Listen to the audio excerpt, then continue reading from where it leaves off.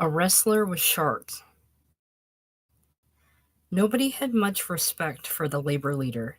Even Finkel and Cram, its owners, the two sour brothers-in-law who had dreamed it up in the first place, and who somehow managed to make a profit on it year after year. Even they could take little pride in the thing.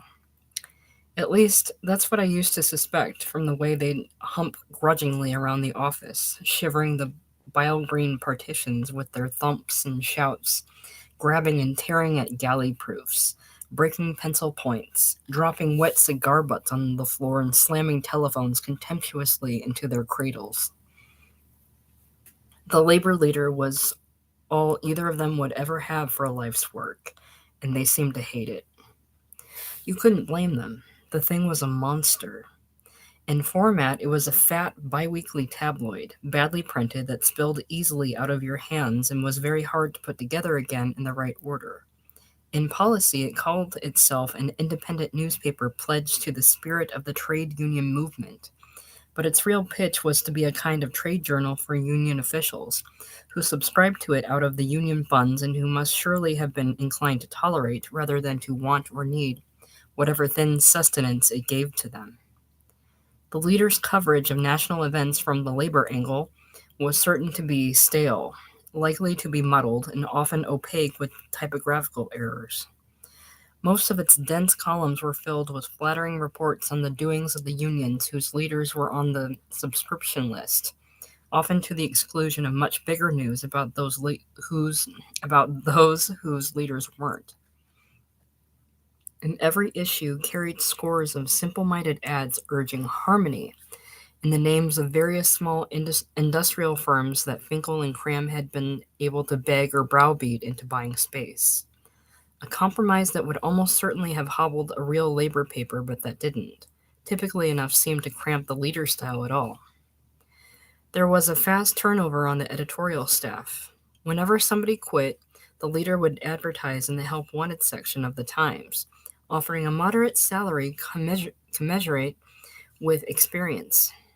This always brought a good crowd to the sidewalk outside the leader's office, a gritty storefront on the lower fringe of the garment district, and Cram, who was the editor, Finkel was the publisher, would keep them all waiting for half an hour before he picked up a sheaf of application forms, shot his cuffs, and gravely opened the door.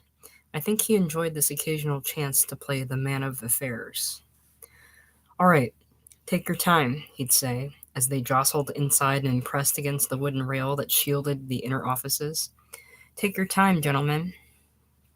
Then he would raise a hand and say, "May I have your attention, please?" And he'd begin to explain the job.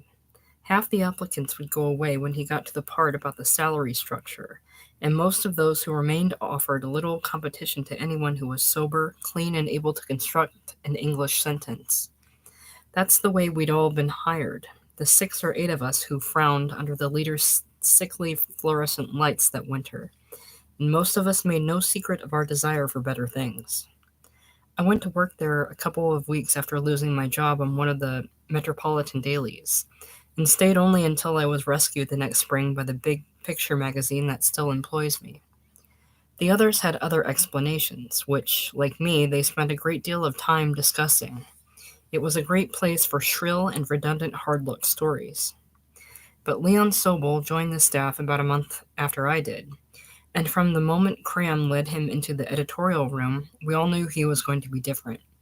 He stood among the messy desks with the look of a man surveying new fields to conquer, and when Cram introduced him around, forgetting half our names, he made a theatrically solemn business out of shaking hands. He was about 35, older than most of us, a very small, tense man with black hair that seemed to explode from his skull, and a humorless, thin-lipped face that was blotched with the scars of acne. His eyebrows were always in motion when he talked, and his eyes, not so much piercing as anxious to pierce, never left the eyes of his listener. The first thing I learned about him was that he'd never held an office job before. He had been a sheet metal worker all his adult life. What's more, he hadn't come to the leader out of need, like the rest of us, but, as he put it, out of principle. To do so, in fact, he had given up a factory job paying nearly twice the money. What's the matter? Don't you believe me? He asked after telling me this. Well, it's not that, I said. It's just that I. Maybe you think I'm crazy, he said, and screwed up his face into a canny smile. I tried to protest, but he wouldn't have it. Listen, don't worry, McCabe. I'm called crazy a lot of times already. It don't bother me. My wife says, Leon, you gotta expect it. She says, people never understand a man who wants something more in life than just money. And she's right. She's right. No, I said, wait a second. People think you gotta be one of two things. Either you're a shark or you gotta lay back and let the sharks eat you alive. This is the world. Me, I'm the kind of guy who's I'm the kind okay. I'm the kind of guy's got to go out and wrestle with the sharks. Why? I don't know why. This is crazy. Okay. Wait a second, I said. And I tried to explain that I had nothing whatever against his striking a blow for social justice, if that was what he had in mind. It was just that I thought the labor leader was about the least likely place in the world for him to do it. But his shrug told me I was quibbling. So, he said, it's a paper, isn't it? Well, I'm a writer. And what good's a writer if you don't get printed? Listen. He lifted one haunch and placed it on the edge of my desk. He was too short a man to do this gracefully, but the force of his argument helped him to bring it off. Listen, McCabe. You're a young kid yet. I want to tell you something. Know how many books I wrote already? And now his hands came into play, as they always did sooner or later. Both stubby fists were thrust under my nose and allowed to shake there for a moment before they burst into a thicket of stiff, quivering fingers. Only the thumb of one hand remained folded down. 9, he said, and the hands fell limp on his thigh to rest until he needed them again. 9. Novels, philosophy, political theory, the entire gamut, and not one of them published. Believe me, I've been around a while. I believe you, I said. So finally, I sat down and figured, what's the answer?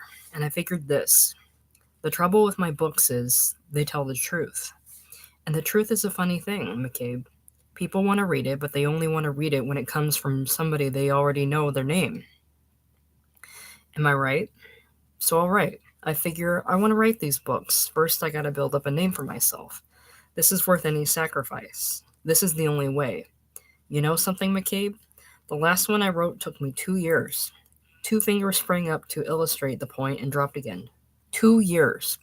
Working 4, 5 hours every night and all day long on the weekends. And then you ought to see the crap I got from the publishers. Every damn publisher in town. My wife cried. She says, but why, Leon? Why? Here his lips curled tight against his small, stained teeth, and the fist of one hand smacked the palm of the other on his thigh, but then he relaxed. I told her, listen, honey, you know why. And now he was smiling at me in quiet triumph. I says, this book told the truth. That's why.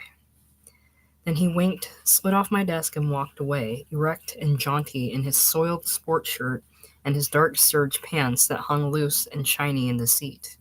That was Sobel. It took him a little while to loosen up in the job.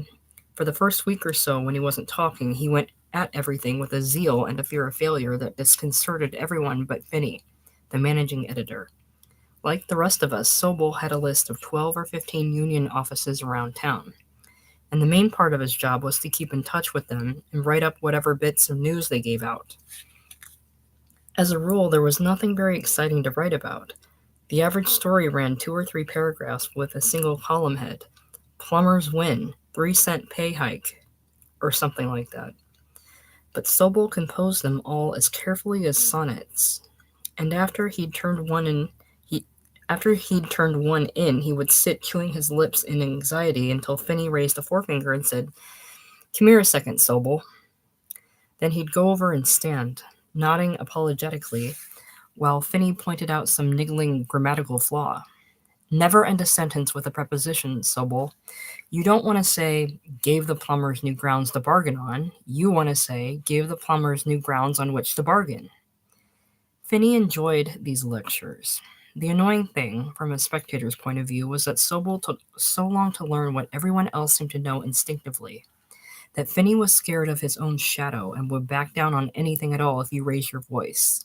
He was a frail, nervous man who dribbled on his chin when he got excited and raked trembling fingers through his thickly oiled hair, with the result that his fingers spread hair oil, like a spore of his personality, to everything he touched: his clothes, his pencils, his telephone, and his typewriter keys. I guess the main reason he was managing editor was that nobody else would submit to the bullying he took from Cram. Their editorial conferences always began with Cram shouting, "Finney! Finney!" from behind his partition, and Finney jumping like a squirrel to hurry inside. Then you'd hear the relentless drone of Cram's demands and the quavering sputter of Finney's explanations, and it would end with a thump as Cram socked his desk. "No, Finney! No, no, no! What's the matter with you? I gotta draw you a picture? All right, get out of here. I'll do it myself." At first, you might wonder why Finney took it. Nobody could need a job that badly. But the answer lay in the fact that there were only 3 bylined pieces in the Labor Leader: a boilerplated sports feature that we got from a syndicate, a ponderous column called Labor Today by Julius Cram that ran facing the editorial page, and a double-column box in the back of the book with the heading Broadway Beat by Wes Finney. There was even a thumbnail picture of him in the upper left-hand corner, hair slicked, teeth bared, and a confident smile.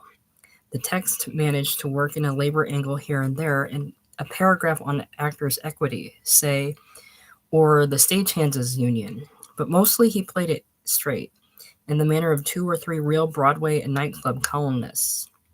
"Heard about the new thrush at the Copa?" he would ask the labor leaders. Then he'd give them her name with a sly note about her bust and hip measurements and a folksy note about the state from which she hailed. And he'd wind it up like this: "She's got the whole town talking and turning up in droves." Their verdict, in which this department wholly concurs: the lady has class. No reader could have guessed that Wes Finney's shoes needed repair, that he got no complimentary tickets to anything and never went out except to take a movie or to crouch over a liverwurst sandwich at the automat. He wrote the column on his own time and got extra money for it. The figure I heard was $50 a month, so it was a mutually satisfactory deal. For that small sum, Cram held his whipping boy in absolute bondage. For that small torture, Finney could paste clippings in a scrapbook, with all the contamination of the labor leader sheared away into the wastebasket of his furnished room, and whisper himself to sleep with dreams of ultimate freedom. Anyway, this was the man who could make Sobol apologize for the grammar of his news stories, and it was a sad thing to watch. Of course, it couldn't go on forever, and one day it stopped. Finney had called Sobol over to explain about split infinitives, and Sobol was wrinkling his brow in an effort to understand. Neither of them noticed that Cram was standing in the doorway of his office a few feet away, listening, and looking at the wet end of his cigar as if it tasted terrible. "Finney," he said, "you want to be an English teacher? Get a job in the high school." Startled, Finney stuck a pencil behind his ear without noticing that another pencil was already there, and both pencils clattered to the floor. "Well, he said, just thought I'd... Finney, this does not interest me. Pick up your pencils and listen to me, please. For your information, Mr. Sobol is not supposed to be a literary Englishman. He is supposed to be a literate American, and this I believe he is. Do I make myself clear?" And the look on Sobol's face as he walked back to his own desk was that of a man released from prison. From that moment on, he began to relax, or almost from that moment. What seemed to clinch the transformation was O'Leary's hat. O'Leary was a recent City College graduate and one of the best men on the staff. He has since done very well. You'll often see his byline in one of the evening papers. And the hat he wore that winter was of the waterproof cloth kind that is sold in raincoat shops. There was nothing very dashing about it. In fact, its floppiness made O'Leary's face look too thin. But Sobol must secretly have admired it as a symbol of journalism, or of nonconformity. For one morning he showed up in an identical one, brand new. It looked even worse on him than on O'Leary, particularly when worn with his lumpy brown overcoat. But he seemed to cherish it. He developed a whole new set of mannerisms to go with the hat, cocking it back with a flip of the index finger as he settled down to make his morning phone calls. "This is Leon Sobel of the Labor Leader," tugging it smartly forward as he left the office on a reporting assignment, twirling it on a peg when he came back to write his story. At the end of the day, when he dropped the last of his copy into Finney's wire basket, he would shape the hat into a careless slant over one eyebrow, swing the overcoat around his shoulders, and stride out with a loose salute of farewell. And I used to picture him studying his reflection in the black subway windows all the way home to the Bronx. He seemed determined to love his work. He even brought in a snapshot of his family, a tired, abjectly smiling woman and two small sons, and fastened it to his desktop with cellophane tape. Nobody else ever Nobody else ever left anything more personal than a book of matches in the office overnight.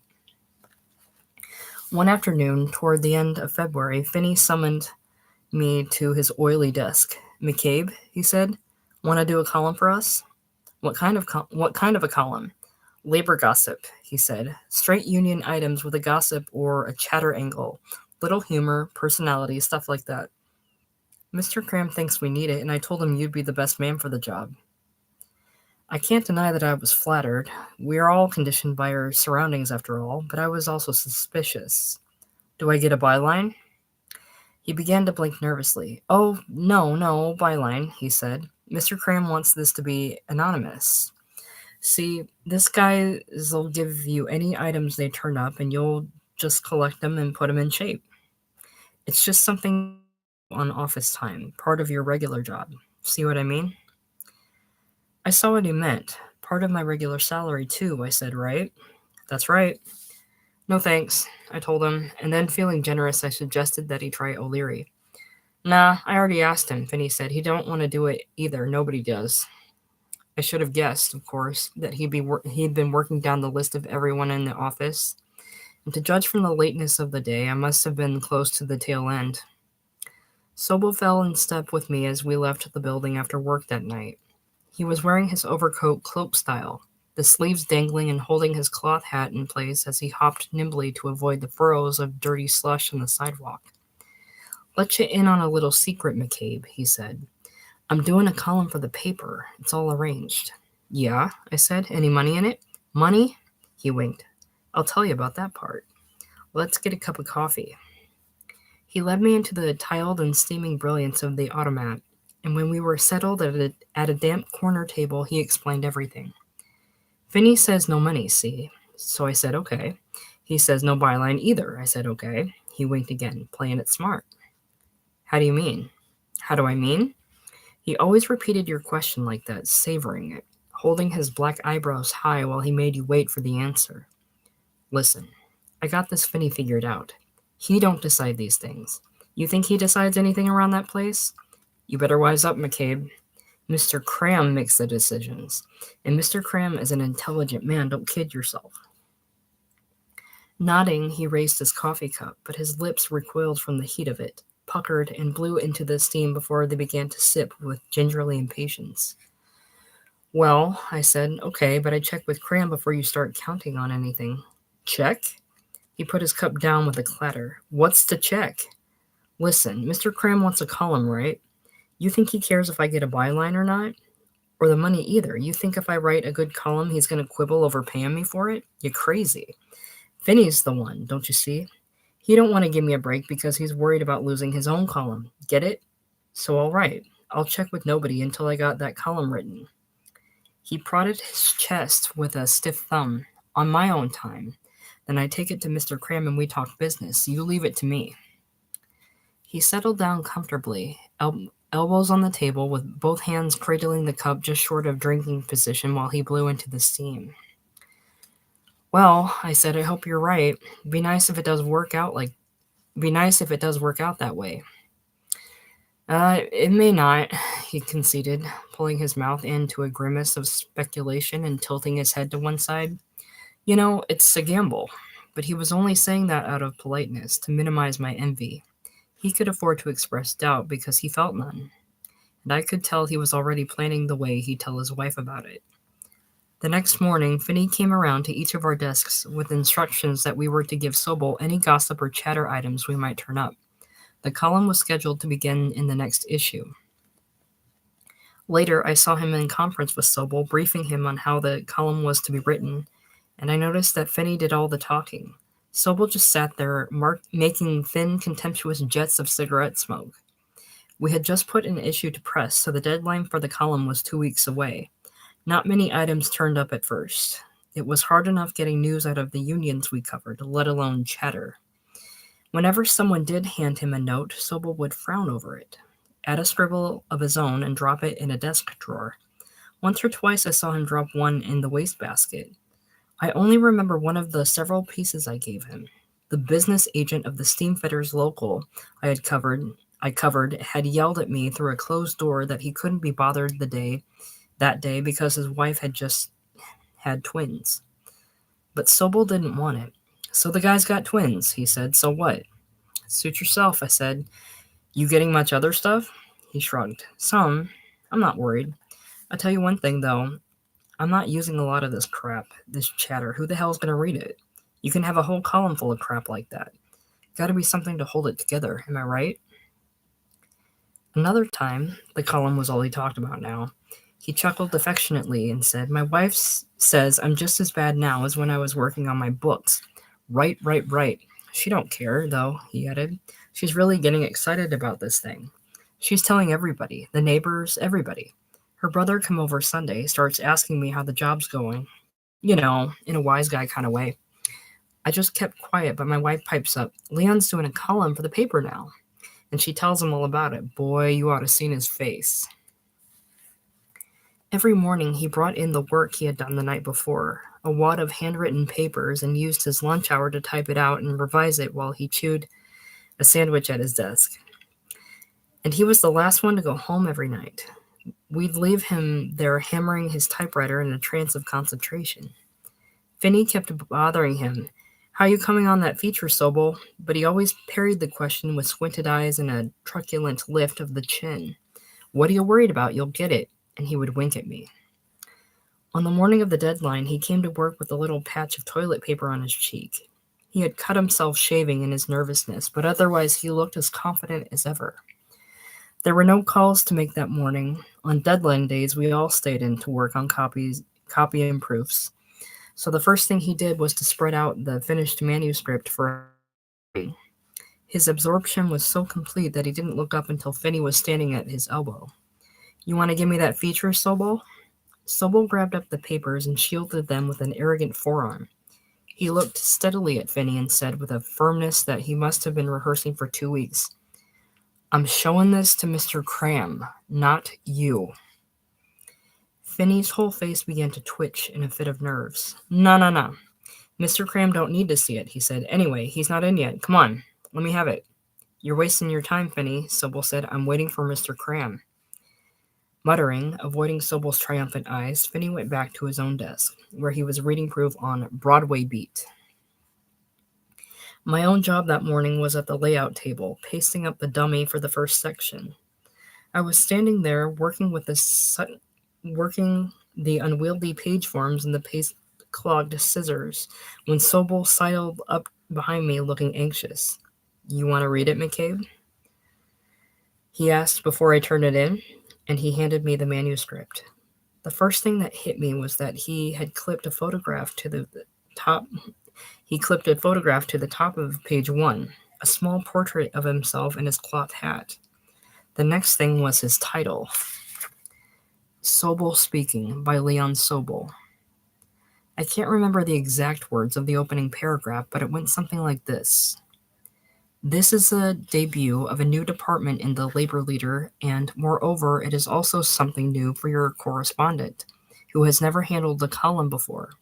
However, he is far from being a novice with the written word. On the contrary, he is an ink-stained veteran of many battles on the field of ideas. To be exact, 9 books have emanated from his pen.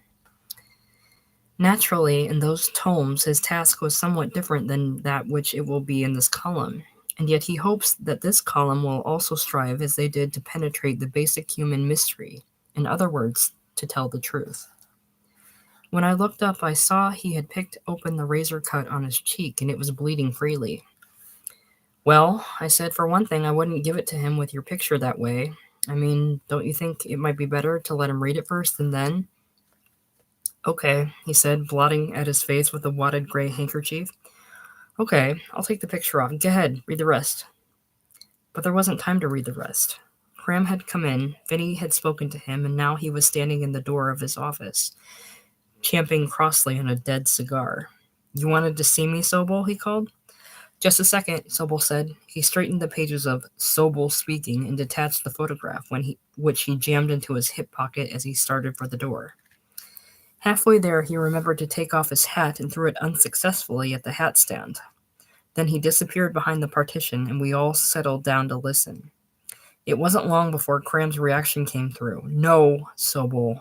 No, no, no. What is this? What are you trying to put over on me here? Outside, Finney winced comically and clapped the side of his head, giggling, and O'Leary had to glare at him until he stopped. We heard Sobel's voice, a blurred sentence or two of protest, and then Cram came through again. Basic human mystery. This is gossip? This is chatter? You can't follow instructions? Wait a minute. Finney. Finney loped to the door, delighted to be of service, and we heard him making clear, righteous replies to Cram's interrogation. Yes, he had told Sobel what kind of column was wanted. Yes, he had specified that there was to be no byline. Yes, Sobel had been provided with ample gossip material. All we heard from Sobel was something indistinct, said in a very tight, flat voice. Cram made a guttural reply, and even though we couldn't make out the words, we knew it was all over. Then they came out. Finney wearing the foolish smile you sometimes see in the crowds that gape at street accidents. Sobel as expressionless as death. He picked his hat off the floor and his coat off the stand, put them on, and came over to see me. So long, McCabe, he said. Take it easy. Shaking hands with him, I felt my face jump into Finney's idiot smile, and I asked a stupid question. You leaving? He nodded.